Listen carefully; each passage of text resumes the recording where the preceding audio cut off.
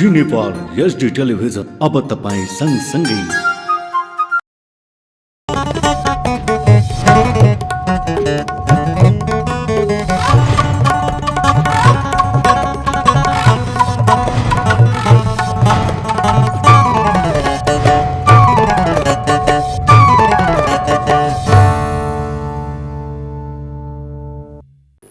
नमस्कार, जी नेपाल न्यूजमा यहाँलाई स्वागत छ। म करुणा घिमिरे। सुरु गरौं प्रमुख समाचारका शीर्षकहरूबाट। कानुनी शिक्षालाई गुणस्तरीय प्रतिस्पर्धी बनाउँदै लैजानुपर्ने राष्ट्रपति भण्डारीको भनाई। मुलुकमा भइरहेको संवैधानिक सम्बन्धित निकायहरूलाई निगरानी गर्नुपर्ने जोड।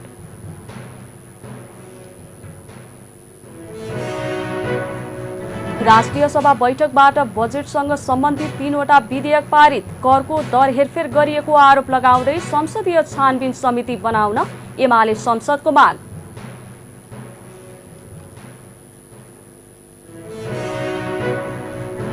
उधारो कारोबार बन्द गर्न सम्पूर्ण पेट्रोलियम विक्रेतालाई नेपाल पेट्रोलियम डिलर्स राष्ट्रिय एसोसिएसनको आग्रह। आर्थिक वर्षदेखि उधारोमा कारोबार नगराउन अनुरोध।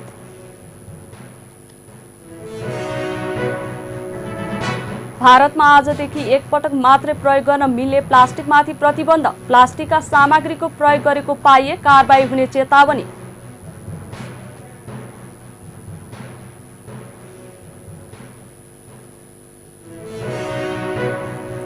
र नेपाली राष्ट्रिय क्रिकेट टोलीले आज ओन्टारियो विरुद्ध अभ्यास खेल खेल्ने। खेल नेपाली समय अनुसार राति 8:45 बजे सुरु हुने। अब समाचार विस्तारमा। राष्ट्रपति विद्यादेवी भण्डारीले कानुनी शिक्षालाई गुणस्तरीय र प्रतिस्पर्धी बनाउँदै लैजानुपर्नेमा जोड दिनुभएको छ। नेपाल ल क्याम्पसको स्थापना दिवसका अवसरमा शुक्रबार काठमाडौँमा आयोजित कार्यक्रममा राष्ट्रपति भण्डारीले कानुनी शिक्षा नै कानुनी शासन स्थापनाको मुख्य आधार भएको भन्दै गुणस्तरीय र प्रतिस्पर्धी बनाउँदै लैजानुपर्नेमा जोड दिनुभएको हो। उहाँले व्यवहारिक जीवनमा कानुनले सामान्य मार्गदर्शन गर्न सक्ने भए पनि सार्वजनिक सामाजिक र राजनीतिक व्यवहारको उचाइ नैतिकताले मात्र कायम राख्न सक्ने जिकिर गर्नुभयो।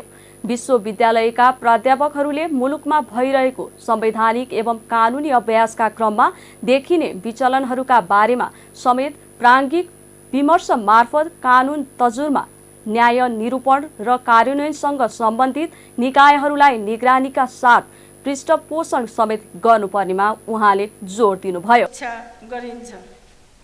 व्यवहारिक जीवनमा कानुनले हामीलाई सामान्य मार्गदर्शन गर्न सक्दछ, तर हाम्रा सार्वजनिक सामाजिक र राजनीतिक व्यवहारको उचाइ केवल हाम्रै विवेक र नैतिकताले मात्र कायम राख्न सक्दछ। कानुनी शिक्षा मूलतः नागरिकको जीवन, स्वतन्त्रता, प्रतिष्ठा र सम्पत्तिसँग प्रत्यक्ष जोडिएको व्यवहारिक र व्यावसायिक शिक्षा भएकोले यसमा ज्ञान, सिप, विवेक र नैतिकताको सम्मिश्रण हुन अत्यन्तै आवश्यक हुन्छ भन्ने मेरो विश्वास छ। कानुनी शिक्षा नै कानुनी शासन स्थापनाको लागि प्रमुख आधार भएकोले संविधान र कानुनको बारेमा समाजमा जनचेतना अभिवृद्धि गर्न, संविधान तथा कानुनको परिपालना गर्न, कार्यान्वयन गराउनमा विश्वविद्यालयमा कार्यरत कानुनका प्राध्यापकहरू तथा अध्ययनरत विद्यार्थीहरूको अहम भूमिका रहन्छ।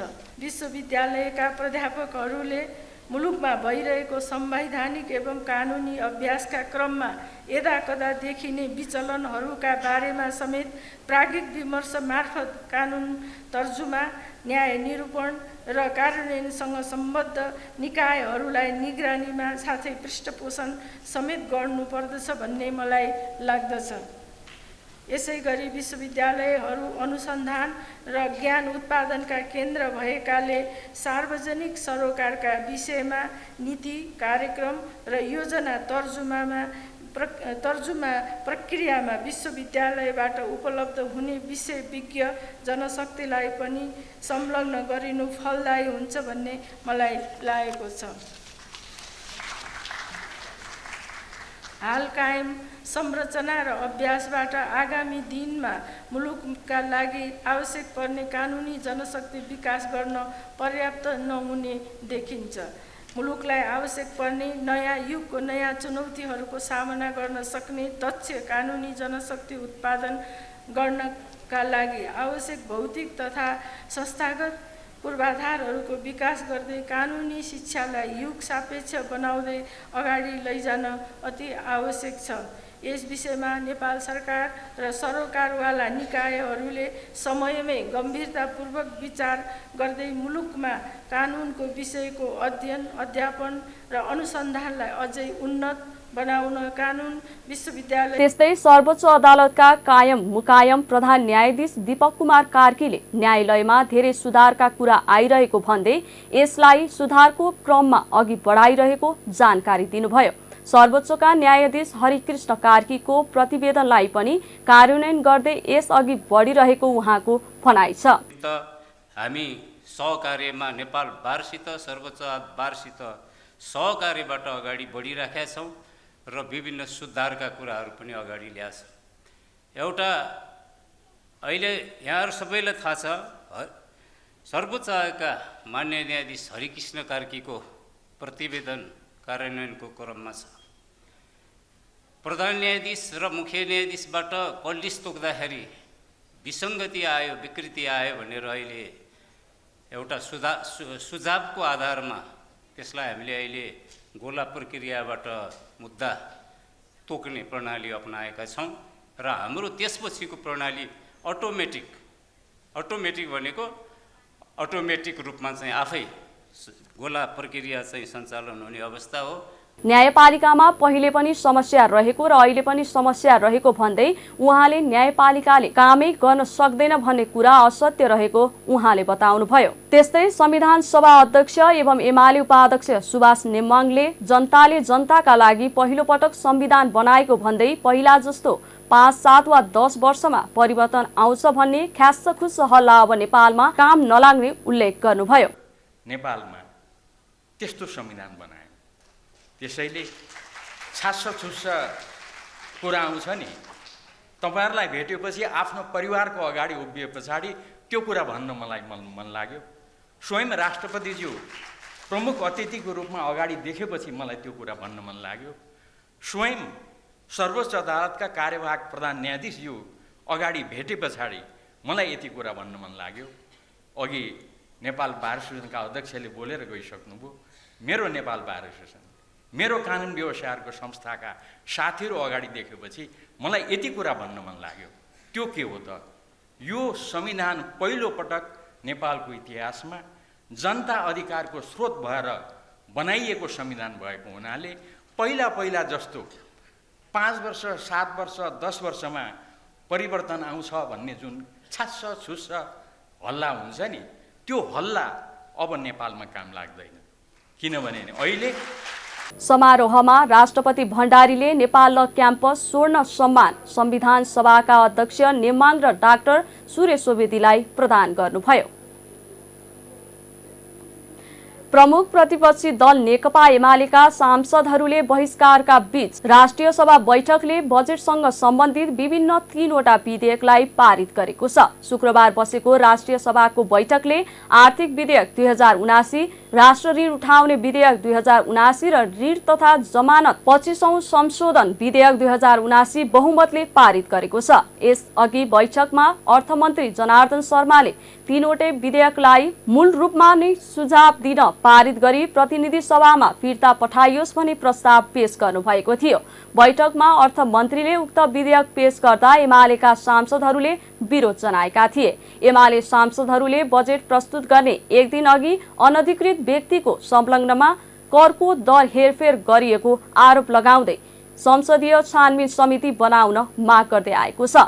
एमाले सांसद भैरव सुन्दर श्रेष्ठले आगामी आर्थिक वर्षको बजेट निर्माणका क्रममा अनधिकृत व्यक्तिको पहुँच पुर्याएर मुलुकलाई हानि पुर्याएकाले त्यसको निष्पक्ष छानबिन नभएसम्म आफूहरूको विरोध रहिरहने बताउनुभयो। बजेट निर्माणमा भएको कमजोरीको तथ्य सत्य पत्ता लगाउन संसदीय छानबिन समिति गठन गर्न आफूहरूको माग रहेको र एमाले संसदीय दलको बैठकले उक्त माग पूरा नभएसम्म बैठकमा सहभागी नहुने निर्णय गरेकाले आफूहरूले बहिष्कार गरेको उहाँले बताउनुभयो। माननीय अर्थमन्त्रीज्यूले यो बजेट निर्माण जस्तो कुरामाथि अत्यन्तै संवेदनशील विषय जुन चाहिँ यही 2079 साल ज्येष्ठ 14 गतेको साँझ राति 8 बजेदेखि 12 बजेसम्म अर्थ मन्त्रालयमा बजेट निर्माण गर्ने सवालमा बजेट महाशाखामध्ये बाहिरको व्यक्ति अनाधिकृत व्यक्तिलाई चाहिँ अर्थ मन्त्रालयमा प्रवेश गराएर करका दायराहरूलाई करका राजस्वका दायराहरूलाई जुन दर्जा निर्धारण गरिन्छ त्यसमा चाहिँ गम्भीर त्रुटि गर्नुभएको चाहिँ छ। त्यो अर्थ मन्त्रालयमा कुनै पनि व्यक्ति त्यहाँ जान चाहिँ पाउँदैन, निश्चित व्यक्तिहरू मात्रै जाने चाहिँ अहिलेसम्म परम्परा र हामीले त्यही मान्दै आएको त्यही पनि हो। त्यहाँ मान्य सांसद समेतलाई पनि प्रवेश निषेध गरिएको चाहिँ हुन्छ। त्यस्तो चाहिँ बजेट निर्माण जस्तो सवालमाथि अर्थमन्त्रीले जे खालको चाहिँ त्यहाँ चाहिँ व्यवहार चाहिँ गर्नु चाहिँ भयो त्यो देशका लागि अत्यन्तै घातक कुरा चाहिँ हो, देशद्रोही कुरा चाहिँ हो। यदि अरू मुलुकमा यो कुरा चाहिँ हुन्थ्यो भने, अरू मुलुकमा यस्तै खालको चाहिँ अर्थमन्त्रीबाट व्यवहार हुन्थ्यो भने अहिलेसम्म अर्थमन्त्रीले आफ्नो पदबाट राजीनामा दिइसकेको र कानुन बमोजिम कठघरामा उभिनुपर्ने अवस्था हुन्थ्यो। हामीले बारम्बार सदनमा यही विषयलाई लिएर चाहिँ पटक पटक कुरा उठाएको छौँ, तर पनि अर्थमन्त्रीज्यूले नैतिकताका आधारबाट राजीनामा दिनुभएको चाहिँ छैन। संसदीय छानबिन समिति बनाइयोस् भन्ने माग पनि राखियो, हामीले राख्यौँ, तर पनि संसदीय छानबिन समिति बनाउनु पनि उहाँले चाहिँ आँट गर्नु भएन। अथवा अहिलेको चाहिँ सरकारको नेतृत्व गर्नुभएका परमादेशी सरकारका प्रधानमन्त्री शेरबहादुर देउवाज्यूले पनि त्यसप्रति चाहिँ कुनै चासो देखाउनु भएन। यसले गर्दाखेरि हामी यो अर्थमन्त्रीज्यूले पेश गरिरहेको यो प्रस्ताव उप हामी सामेल नहुने नेकपा एमालेको संसदीय दलको चाहिँ निर्णय चाहिँ भएको कारणले गर्दाखेरि हामी आजको यो बैठकबाट जबसम्म अर्थमन्त्रीज्यूको चाहिँ राजीनामा आउँदैन त्यस लगत्तै एमाले सांसदहरू कार्यसूची रहेको आर्थिक विधेयकसँग सम्बन्धित विषयको छलफलमा सहभागी नहुने भन्दै बैठक स्थलबाट बाहिरिएका थिए। एमालेको बहिष्कारका बीच राष्ट्रिय सभा अध्यक्ष गणेश प्रसाद तिमल सिन्हाले बैठकको कार्यसूची अगाडि बढाउनुभयो। काठमाडौँ उपत्यकामा 17 जनामा हैजा पुष्टि भएको छ। यसअघि 14 जनामा हैजा संक्रमणको पुष्टि भएको थियो। उपत्यकाका बागबजार, दिल्ली बजार, बल्खु, कालोपुल, बोहराटार, बुढानीलकण्ठ, घट्टेकुलो लगायत क्षेत्रमा हैजाका बिरामी भेटिएका स्वास्थ्य मन्त्रालयले पुष्टि गरेको छ। मन्त्रालयका सहप्रवक्ता डाक्टर समीर अधिकारीका अनुसार उपत्यकाका धेरै ठाउँमा हैजा फैलिसकेको छ, तर नआतिन उहाँको आग्रह छ। हैजाबाट जोगिन खानपानमा ध्यान दिनु नै उत्तम उपाय हो। त्यसैले उमालेर वा शुद्धिकरण गरेर मात्रै पानी पिउन तथा स्वास्थ्य खानेकुरा मात्रै खान डाक्टरको सुझाव छ।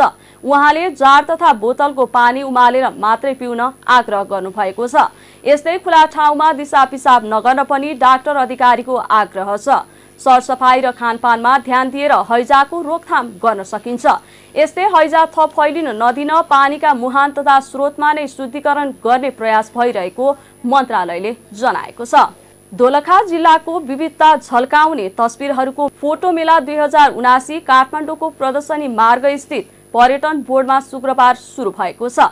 प्रदर्शनीमा दोलखाको धार्मिक, सांस्कृतिक र पर्यटकीय स्थल, जनजीवन, पुराना तथा नयाँ बस्ती, त्यहाँबाट देखिने हिमाल र ताल समेटिएका 100 तस्बिर राखिएका छन्। दोलखा मिडियाद्वारा आयोजना गरिएको 3 दिने फोटो प्रदर्शनीको मुख्य उद्देश्य नै राष्ट्रिय तथा अन्तर्राष्ट्रिय स्तरबाट पर्यटक भित्र्याउनु रहेको मिडियाका अध्यक्ष राजेन्द्र मानन्दरले जानकारी दिनुभयो। मेलामा दोलखाको विविधता झल्काउने खालका तस्बिरहरू भएको र त्यहाँको विकास र जनजीवनको भित्री पाटोलाई चित्र मार्फत उठान गरिएको उहाँले जानकारी दिनुभयो। मेला स्वदेशी र विदेशी पाहुनाहरूले पनि अवलोकन गर्ने कार्यक्रम रहेको छ। असार 19 गतेसम्म चल्ने फोटो प्रदर्शनीमा त्यहाँको पर्यटकीय, धार्मिक, सांस्कृतिक र ऐतिहासिक मनोरम प्राकृतिक दृश्य देख्न पाइने आयोजकले जनाएको छ। राष्ट्रिय स्वतन्त्र पार्टी निर्वाचन आयोगमा दर्ता भएको छ।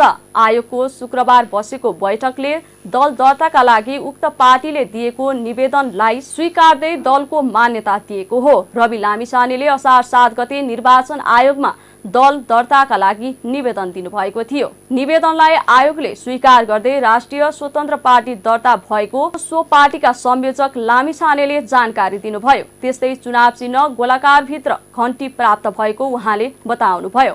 उहाँले दल दर्ता भएसँगै आफ्ना एजेन्डा जनतामाझ लाने उल्लेख गर्नुभयो।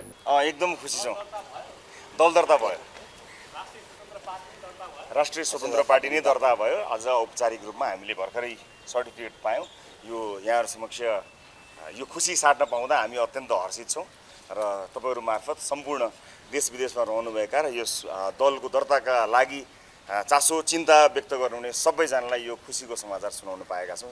यहाँ सबैको चासो अथवा चिन्ता भनौँ अथवा जिज्ञासा थियो, त्यो अब चाहिँ सकिएको छ। आजबाट औपचारिक रूपमा राष्ट्रिय स्वतन्त्र पार्टी दर्ता भएको छ निर्वाचन आयोगमा।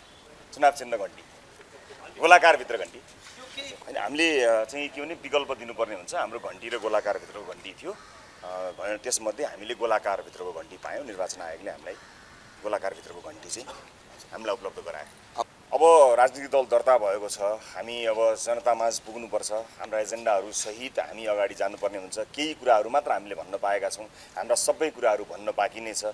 औपचारिकता प्राप्त गरिसकेपछि अब चरणबद्ध क्रमशः हामी हाम्रा कार्यक्रमहरू गर्दै जान्छौँ। विभिन्न भेलाहरू गर्दै पार्टीले आफ्ना कमिटीहरू गठन गर्नुपर्नेछ। ती कार्यहरूलाई हामी गुणागत रूपमा क्रमशः आवश्यकता अनुसार गर्दै अगाडि बढ्छौँ। आजबाट नै अब अझ बढी हाम्रो सक्रियता हुनेछ। यसअघि उक्त दलको नाममा आपत्ति जनाउँदै स्वतन्त्र उम्मेद्वारहरूले दल दर्ता नगर्न आयोगमा निवेदन दिएका थिए, तर उनीहरूले दाबी नपुगेको आयोगले जनाएको छ। जी नेपाल न्युजमा अब एकैछिन विश्राम भन्दा अगाडि मुख्य समाचारका शीर्षकहरू। कानुनी शिक्षालाई गुणस्तरीय प्रतिस्पर्धी बनाउँदै लैजानुपर्ने राष्ट्रपति भण्डारीको भनाई। मुलुकमा भइरहेको संवैधानिक सम्बन्धित निकायहरूलाई निगरानी गर्नुपर्ने जोड।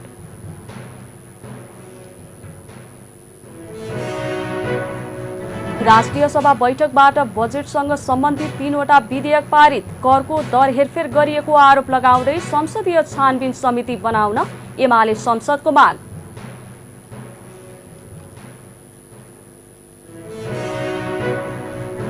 उधारो कारोबार बन्द गर्न सम्पूर्ण पेट्रोलियम विक्रेतालाई नेपाल पेट्रोलियम डिलर्स राष्ट्रिय एसोसिएसनको आग्रह। आर्थिक वर्षदेखि उधारोमा कारोबार नगराउन अनुरोध।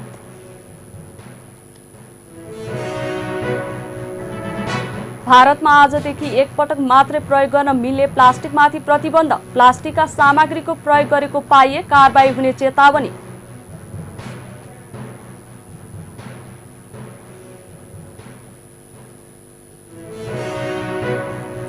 र नेपाली राष्ट्रिय क्रिकेट टोलीले आज ओन्टारियो विरुद्ध अभ्यास खेल खेल्ने। खेल नेपाली समय अनुसार राति 8:45 बजे सुरु हुने। विश्राम पश्चात अब बाँकी समाचार। नेपाल पेट्रोलियम डिलर्स राष्ट्रिय एसोसिएसनले उधारी कारोबार बन्द गर्न सम्पूर्ण पेट्रोलियम विक्रेतालाई आग्रह गरेको छ। विक्रेताले विभिन्न व्यक्ति, फर्म, कम्पनी तथा कार्यालयहरूसँग उधारोमा समेत कारोबार गर्ने गरेको र त्यो रकम सम्बन्धित पेट्रोल पम्पलाई चुक्ता नगरी पुनः अर्को पेट्रोल पम्पबाट खरिदकर्ताले पुनः उधारो लिने गरेको पाइएको तर्फ ध्यान आकर्षण भएको एसोसिएसनले जनाएको छ। एसोसिएसनको केन्द्रीय कार्यसमितिको बैठकले पेट्रोलियम पदार्थको खरिद अग्रिम नगद भुक्तानी गरेर मात्र हुने भएकाले बिक्री वितरण पनि नगदमा गराउन अनुरोध गरेको छ। साथै यसअघि उधारोमा कारोबार गरेका खरिदकर्ता सहित कसैलाई पनि आउँदो आर्थिक वर्षदेखि उधारोमा कारोबार नगराउन सचेत गराएको छ।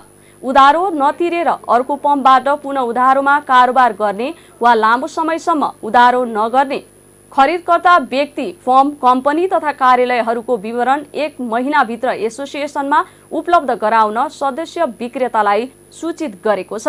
पछिल्लो पटक पेट्रोलियम पदार्थको मूल्य बढेको हुँदा कारोबार नियमित गर्न नगद आवश्यक परेको र विक्रेताको लगानीको अनुपातमा प्रतिफल न्यून रहेको भन्दै एसोसिएसनले पम्पको बाँकी बक्यौता चुक्ता नगरेसम्म कालो सूचीमा राख्ने चेतावनी समेत दिएको छ।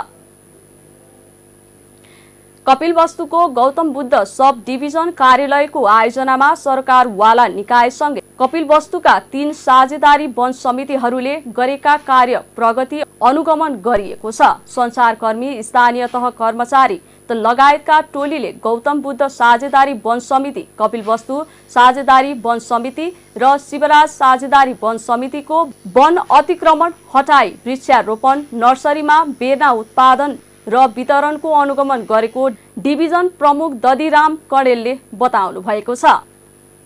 सामाजिक क्षेत्रको अग्रणी संस्था Lions Club of International District 325 एन्डको सचिवालय नेपालगञ्जमा स्थापना गरिएको छ। 1 वर्षको कार्यकाल रहेको लायन्सका डिस्ट्रिक्ट गभर्नर सीबी चन्दले शुक्रबार एक कार्यक्रमका बीचमा सचिवालयको उद्घाटनसँगै पदस्थापना गर्नुभयो।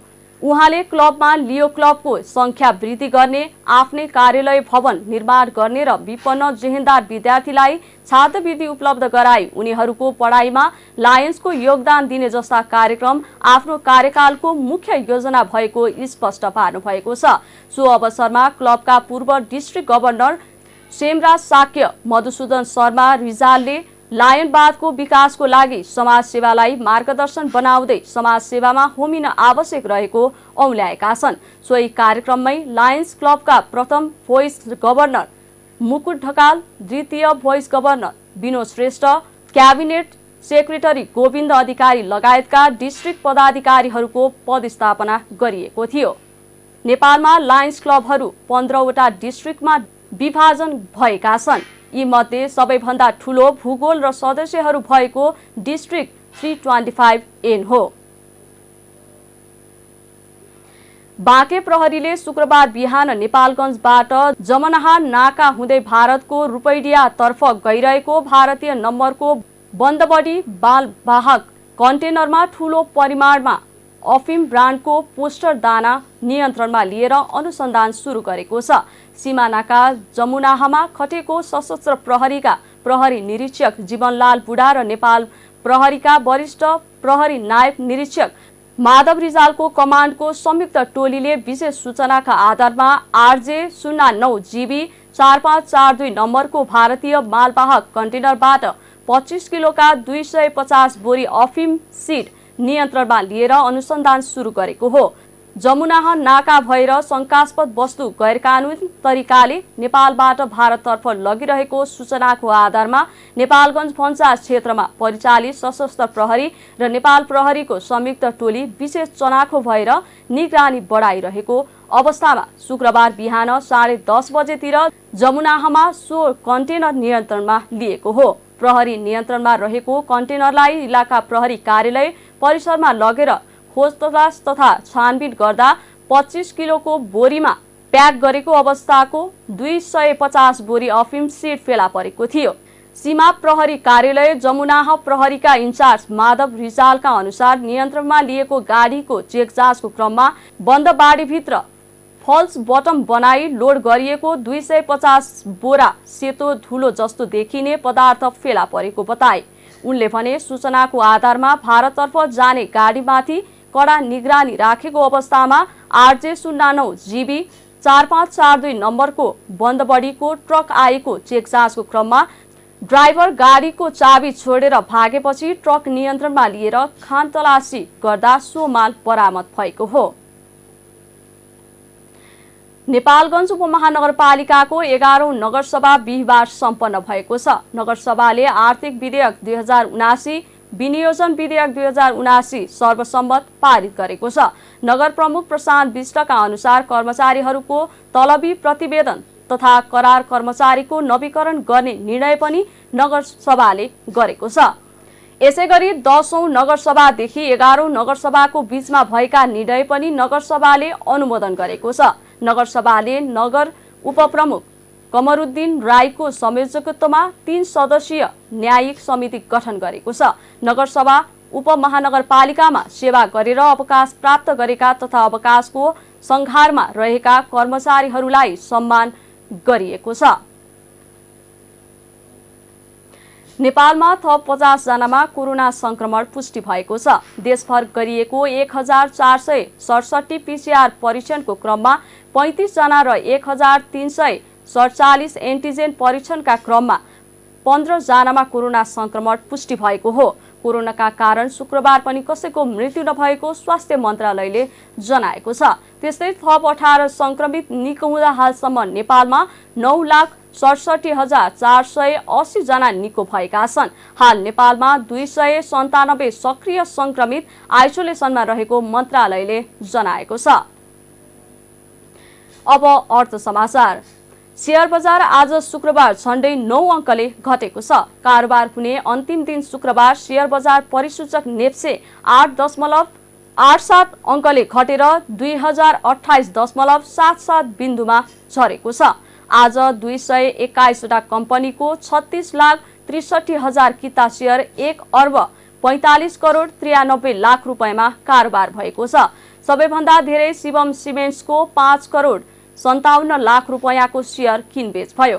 आज स्ट्यान्डर्ड चार्टर बैंक र युनाइटेड इन्सुरेन्स कम्पनीको सेयर 4% भन्दा धेरैले घटेको छ। समग्र बजार घटे पनि आँधीखोला लघुवित्त वित्तीय संस्था र CYC लघुवित्त वित्तीय संस्थाको सेयर 10%ले बढेको छ।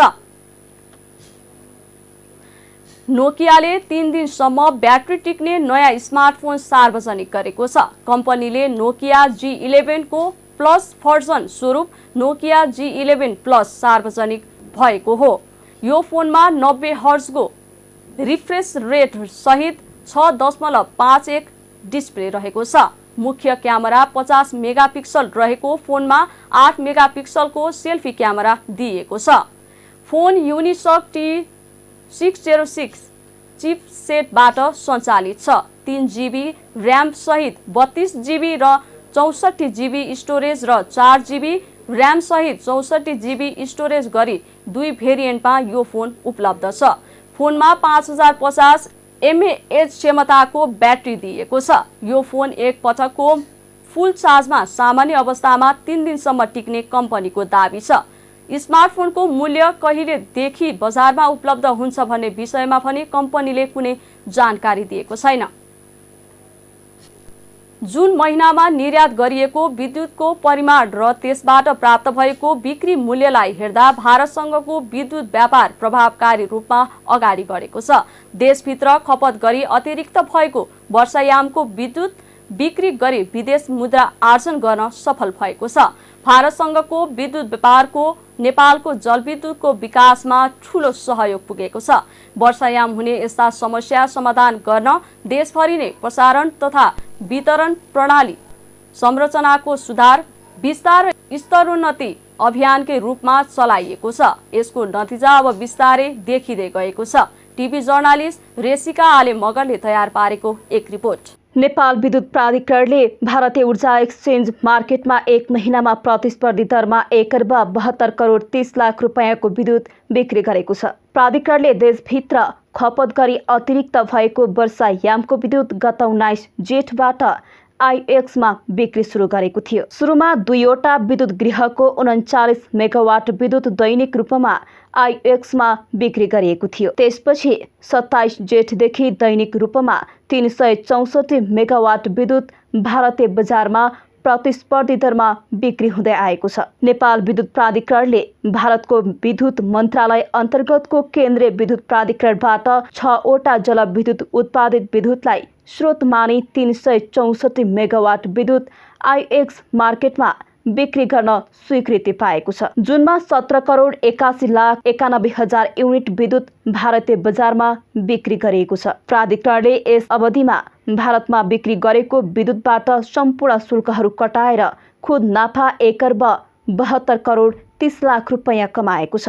जुन महिनामा प्रतिस्पर्धी बजारमा बिक्री गरेको विद्युतको औसत प्रति युनिट दर 9 रुपैयाँ 67 पैसा छ। आईएक्समा 24 घण्टालाई 15-15 मिनटको 96वटा स्थलमा विभाजन गरी बजारले तय गरेको प्रतिस्पर्धी दरमा विद्युतको कारोबार गरिन्छ। त्यसैले हरेक समयको मूल्य फरक हुने गरेको छ। प्राधिकरणले यस अवधिमा विद्युत बिक्रीको औसत दर सबैभन्दा बढी 15 जुन 1 असारमा पाएको छ। त्यस दिनको प्रति युनिट औसत दर 15 रुपैयाँ 93 पैसा थियो। सबैभन्दा कम औसत दर 21 जुन 7 असारमा रहेको थियो। त्यस दिन औसत दर प्रति युनिट 4 रुपैयाँ 92 पैसा थियो। यस अवधिमा 3 जुन 20 जेठमा सबैभन्दा कम 56,67,000 रुपैयाँको विद्युत बिक्री गरिएको छ। त्यस दिन 9,04,800 युनिट विद्युत बिक्री गरिएको थियो। सबैभन्दा बढी 14 जुन 31 जेठमा 7,28,00,000 रुपैयाँको विद्युत बिक्री भएको छ। त्यस दिन 78,13,300 युनिट विद्युत बिक्री गरिएको छ। प्राधिकरणका कार्यकारी निर्देशक कुलमान घिसिङले नेपालले गत वर्षबाट सुरु गरेको भारतीय प्रतिस्पर्धी बजारमा विद्युतको व्यापार यस वर्षबाट थप प्रभावकारी रूपमा अगाडि बढेको बताए। अब भारतसँग किनेको बिजुलीको युनिटमा चाहिँ करिब हामीले 1 अरब युनिट अहिलेसम्म किनेका छौँ। 1 अरब युनिट जबकि हाम्रो खपत केही 7 अरब युनिटभन्दा बढी भइसकेको छ अहिलेसम्मको। हाम्रो यसपालिको खपत 8 अरब 50 करोडभन्दा बढी हुन्छ र अहिले 1 महिना मात्रै हाम्रो इम्पोर्ट हुन्छ। उहाँले चालु आर्थिक वर्षमा करिब 5 अर्ब र आगामी वर्षमा करिब 20 अर्ब रुपैयाँको विद्युत निर्यातको प्रक्षेपण गरिएको बताए। भारतसँगको विद्युत व्यापारले नेपालको जलविद्युतको विकासमा ठूलो सहयोग पुग्ने उहाँको भनाइ छ। जी नेपाल एसडी का लागि रेसिका मगर, काठमाडौँ।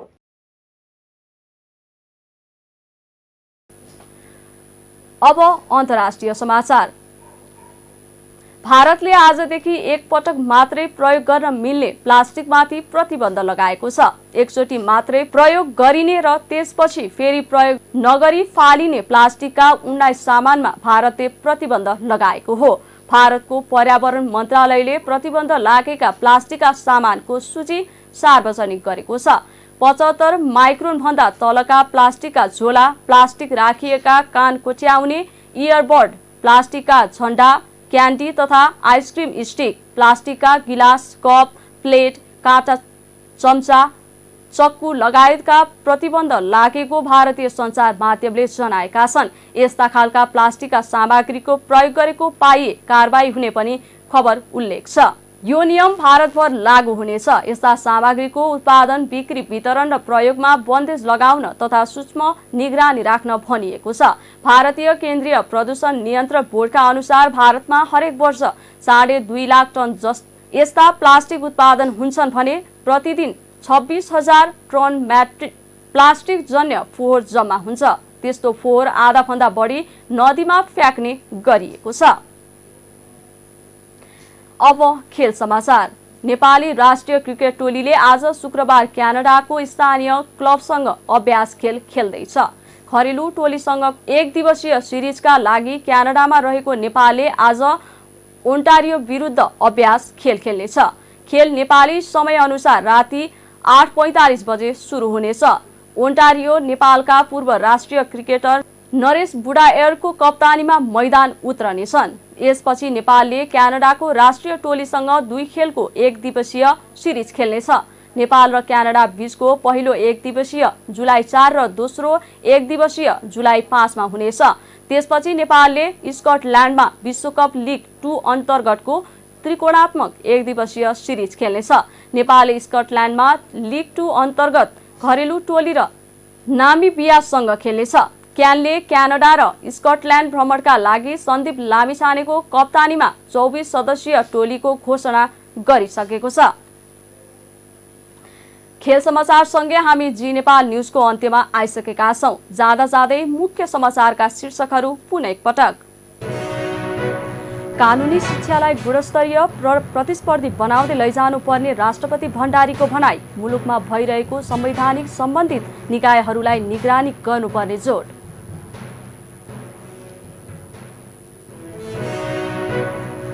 राष्ट्रिय सभा बैठकबाट बजेटसँग सम्बन्धित 3वटा विधेयक पारित। करको दर हेरफेर गरिएको आरोप लगाउँदै संसदीय छानबिन समिति बनाउन एमाले संसदको माग।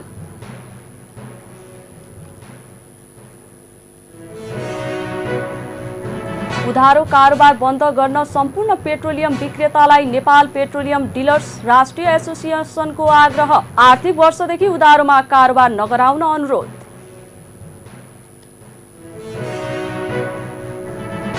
भारतमा आजदेखि एकपटक मात्रै प्रयोग गर्न मिल्ने प्लास्टिकमाथि प्रतिबन्ध। प्लास्टिकका सामग्रीको प्रयोग गरेको पाइए कारबाही हुने चेतावनी।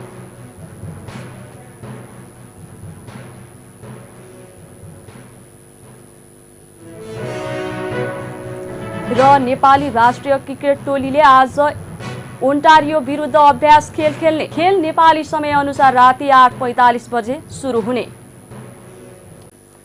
हवस् त अहिलेका लागि जी नेपाल न्यूज यति नै। ताजा समाचार र मनोरञ्जनका लागि जी नेपाल एचडी टेलिभिजन हेर्दै गर्नुहोला।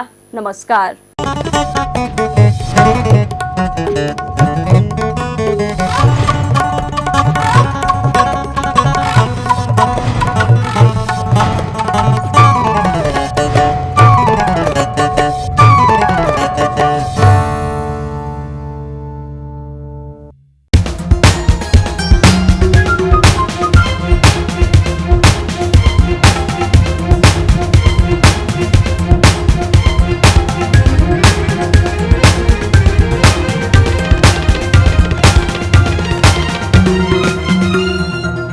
नेपाल HD टेलिभिजन अब तपाईँ सँगसँगै